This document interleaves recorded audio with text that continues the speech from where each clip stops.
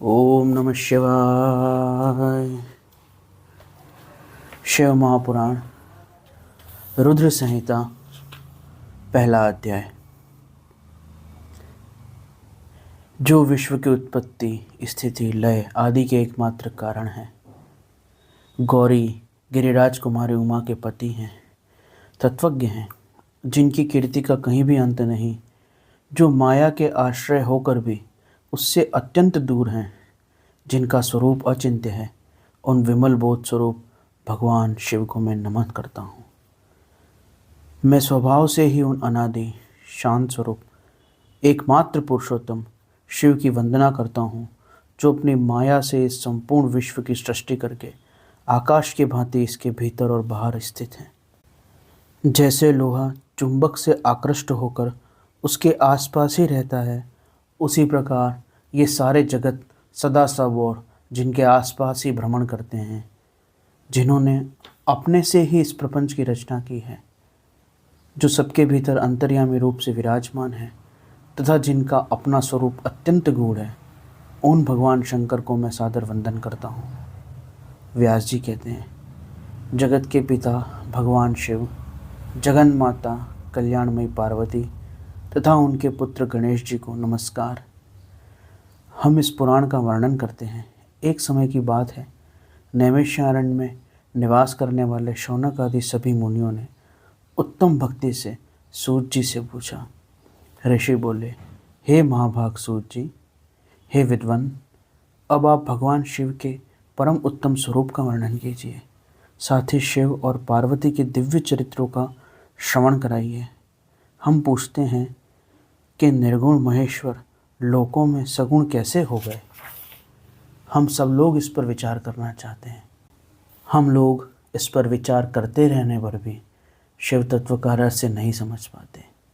सृष्टि के पहले भगवान शिव किस प्रकार अपने स्वरूप में स्थित होते हैं, फिर सृष्टि के मध्यकाल में वह किस प्रकार क्रीड़ा करते हैं, सम्यक व्यवहार करते हैं, और सृष्टि का अंत होने पर महेश्वर देव किस रूप में स्थित रहते हैं। लोक कल्याणकारी शंकर कैसे प्रसन्न होते हैं। प्रसन्न होने पर महेश्वर अपने भक्तों तथा दूसरों को कौन सा उत्तम फल प्रदान करते हैं, यह सब हमसे कहिए। हमने सुना है कि भगवान शिव शीघ्र प्रसन्न हो जाते हैं। वे महान दयालु हैं, इसलिए अपने भक्तों का कष्ट नहीं देख सकते। ब्रह्मा, विष्णु और महेश, ये तीनों देवता शिव के ही अंग से उत्पन्न हुए हैं। इनकी प्रागट्य की कथा तथा अनेक विशेष चरित्रों का वर्णन कीजिए। प्रभु, आप उमा के आविर्भाव और विवाह की कथा कहिए। उनके गृहस्थ धर्म और अन्य लीलाओं को भी वर्णन कीजिए।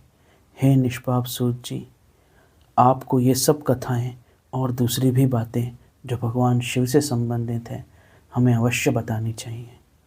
सूत जी ने कहा, हे मुनीश्वरों, आप लोगों ने बहुत अच्छी बात पूछी।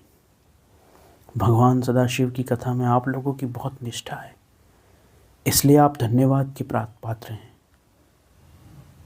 भगवान शंकर का गुणवाद सात्विक, राजस, तामस तीनों ही प्रकृति के मनुष्यों को आनंद प्रदान करता है। ऐसा कौन मूर्ख होगा जो भगवान शिव के गुणों से ऊब सकता है। जिसके मन में कोई तृष्णा नहीं है, ऐसे महात्मा पुरुष शिव के गुणों का गान करते हैं, क्योंकि वह त्रिगुणा रूप इस संसार रोग की दवा है। मन तथा कानों को प्रिय लगने वाली और संपूर्ण मनोरथों को देने वाली भगवान शिव की यह कथा है। आप लोगों के प्रश्नानुसार मैं यथा बुद्धि शिव जी की कथा वर्णन करता हूँ। आप आदरपूर्वक सुने। जैसे आप लोग पूछ रहे हैं, उसी प्रकार नारद जी ने शिव भगवान से पूछा था, और विष्णु भगवान द्वारा कहे जाने पर अपने पिता ब्रह्मा जी से पूछा था। अपने पुत्र नारद का प्रश्न सुनकर शिव भक्त ब्रह्मा जी का चित्त प्रसन्न हो गया था, और उन मुनि शिरोमणि को हर्ष प्रदान करते हुए प्रेम पूर्वक उन्होंने शिव यश का गान किया था। एक समय की बात है, मुनि शिरोमणि विप्रवर नारद जी ने, जो ब्रह्मा जी के पुत्र हैं, विनम्र चित्त हो तपस्या में मन लगाया। हिमालय पर्वत में कोई एक गुफा थी जो बड़ी शोभा संपन्न दिखाई देती थी। उसके निकट गंगा जी वेगपूर्वक बहती थी। वहाँ एक महान दिव्य आश्रम था जो नाना प्रकार के शोभा से सुशोभित था। दिव्यदर्शी नारद जी तपस्या करने के लिए उस आश्रम में गए। उस गुफा को देखकर मुनिवर नारद जी बड़े प्रसन्न हुए और सुदीर्घ काल तक वहाँ तपस्या करते रहे। उनका अंतःकरण शुद्ध था। वे दृढ़तापूर्वक आसन बांधकर मौन हो गए और प्राणायाम पूर्वक समाधि में स्थित हो गए। उन्होंने ब्रह्म साक्षात्कार करने वाली अहम ब्रह्मस्मि समाधि लगाई, जो ज्ञान और विज्ञान की सारभूत समाधि है, जिससे ज्ञान प्रकट होता है। मुनिवर नारद जी जब इस प्रकार तपस्या करने लगे, उस समय यह समाचार पाकर देवराज इंद्र कांप उठे। वे मानसिक संताप से विहल हो गए कि ये नारद मुनि मेरा राज्य लेना चाहते हैं। मन ही मन ऐसा सोचकर इंद्र ने उनकी तपस्या में विघ्न डालने आरंभ कर दिए और विघ्न डालने की इच्छा से देवराज ने अपने मन से कामदेव का स्मरण किया। स्मरण करते ही कामदेव आ गया। महेंद्र ने उन्हें नारद जी की तपस्या में विघ्न डालने का आदेश दिया। यह आज्ञा पाकर कामदेव वसंत के साथ बड़े गर्व से उस स्थान पर अपना उपाय करने लगा। कामदेव वसंत को लेकर वहाँ पर गया। उन दोनों ने वहाँ शीघ्र ही अपनी सारी कलाएं और रचनाएं रच डाली। वसंत ने भी मदमत्त होकर अपना प्रभाव अनेक प्रकार से प्रकट किया।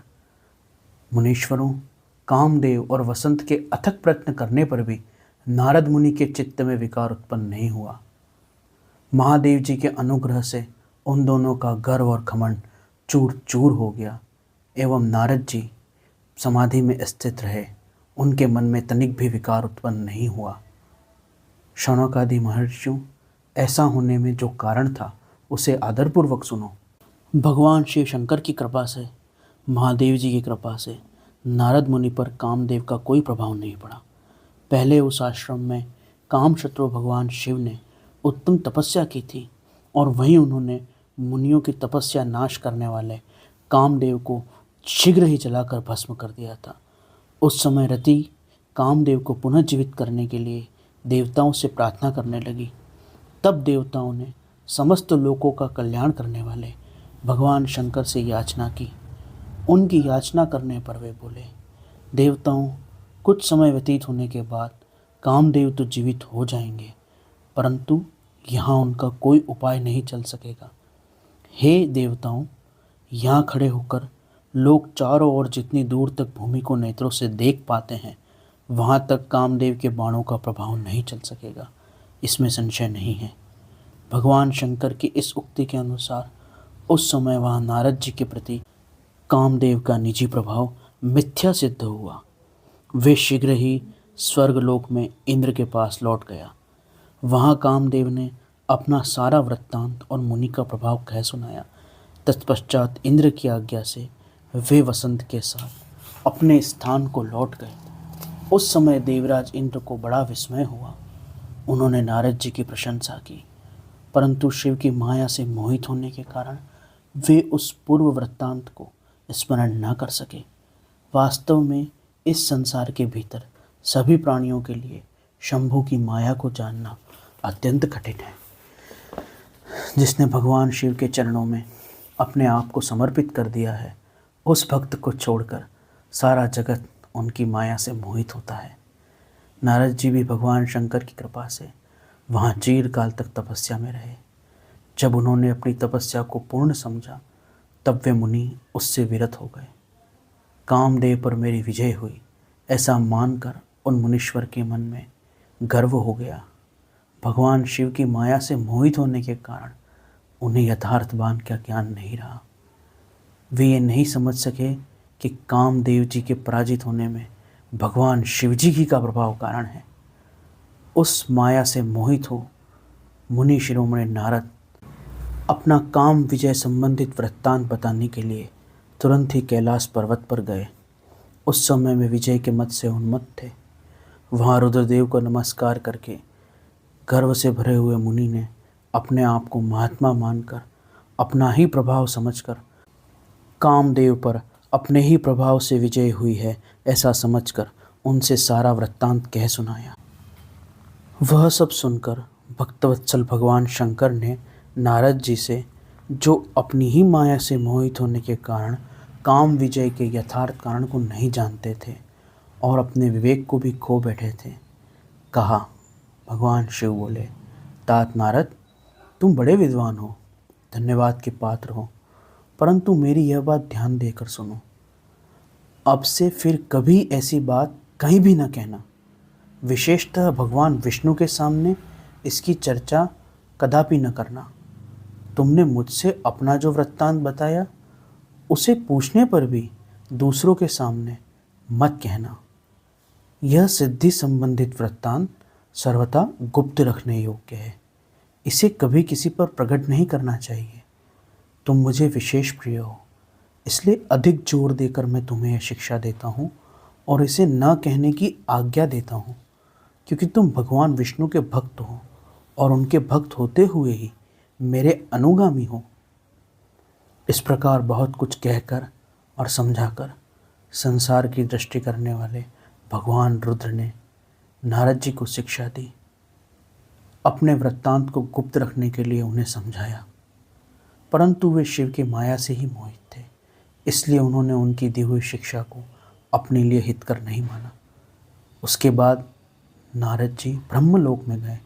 वहाँ अपने पिता ब्रह्मा जी को नमस्कार करके उन्होंने कहा, पिताजी, मैंने अपने तपोबल से कामदेव को जीत लिया है। उनकी वह बात सुनकर ब्रह्मा जी ने भगवान शिव के चरणारविंद का चिंतन किया और सारा कारण जानकर अपने पुत्र के यह सब कहने से मना किया, परंतु नारद जी शिव जी की माया से मोहित थे, अतः उनके चित्त में मद का अंकुर जम गया था, उनकी बुद्धि मारी गई थी। इसलिए नारद जी अपना सारा वृत्तांत भगवान विष्णु के सामने कहने के लिए वहाँ से शीघ्र ही विष्णु लोक में गए। नारद मुनि को आते देखकर भगवान विष्णु बड़े आदर से उठे। शीघ्र ही आगे बढ़कर उन्होंने मुनि को हृदय से लगा लिया। मुनि के आगमन का क्या हेतु है, इसका उन्हें पहले ही पता था। नारद जी को अपने आसन पर बिठाकर भगवान शिव के चरणों का चिंतन करके श्रीहरि ने उनसे पूछा। भगवान विष्णु बोले, तात, कहाँ से आए हो? यहाँ किस लिए तुम्हारा आगमन हुआ? मुनिश्रेष्ठ, तुम धन्य हो, तुम्हारे शुभागमन से मैं पवित्र हो गया। भगवान विष्णु के यह वचन सुनकर गर्व से भरे हुए नारद जी मद में मोहित होकर अपना वृत्तांत बड़े अभिमान के साथ कहने लगे। नारद मुनि का यह अहंकार युक्त वचन सुनकर मन ही मन भगवान विष्णु ने उनके काम विजय के यथार्थ कारण को पूरी तरह जान लिया। फिर भगवान विष्णु बोले, मुनिश्रेष्ठ, तुम धन्य हो, तपस्या के भंडार हो, तुम्हारा हृदय भी बड़ा उदार है।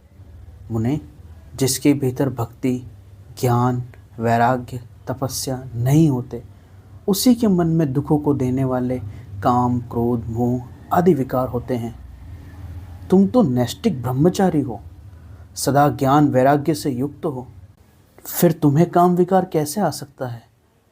तुम तो जन्म से ही निर्विकार शुद्ध बुद्धि वाले हो। श्री हरि की कही हुई ऐसी बहुत सी बातें सुनकर मुनि शिरोमणि नारद जी जोर से हंसने लगे और मन ही मन भगवान को प्रणाम करके इस प्रकार बोले। नारद जी ने कहा, हे स्वामी, जब मुझ पर आपकी कृपा है तब बेचारा कामदेव अपना क्या प्रभाव दिखा सकता है। ऐसा कहकर भगवान के चरणों में मस्तक झुकाकर इच्छा अनुसार विचरने वाले नारद मुनि वहाँ से चले। इस प्रकार शिव महापुराण रुद्र संहिता अध्याय 1 और 2 यहाँ पर संपूर्ण हुआ।